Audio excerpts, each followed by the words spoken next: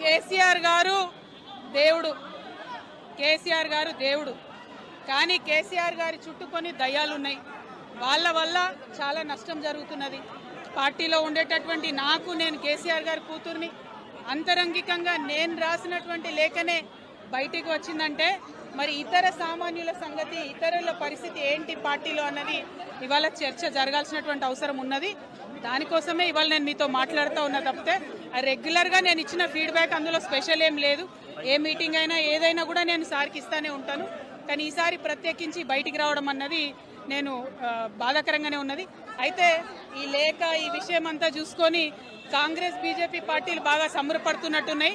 కోతి కొబ్బరికాయ దొరికినట్టుగా ఏదో బీఆర్ఎస్ పార్టీ ఆగమైంది, కేసీఆర్ గారికి ఏమైంది, అంత సీన్ లేదు. మా నాయకుడు కేసీఆర్ గారే. కేసీఆర్ గారి నాయకత్వంలోనే తెలంగాణ బాగుపడుతుంది, ముందుకు పోతుంది, అందులో ఎటువంటి అనుమానం లేదు. కేసీఆర్ గారి నాయకత్వంలోనే బీఆర్ఎస్ పార్టీ కూడా ముందుకెళ్తుందని చెప్పి నేను బలంగా నమ్ముతా ఉన్నాను.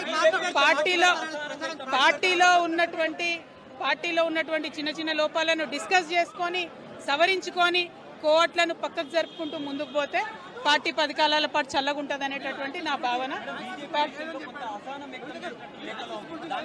బీజేపీ కానీ కాంగ్రెస్ కానీ తెలంగాణ ప్రజలకు కొరగబెట్టింది ఏమీ లేదు. 2 పార్టీలు కూడా తెలంగాణను ఫెయిల్ చేసినాయి.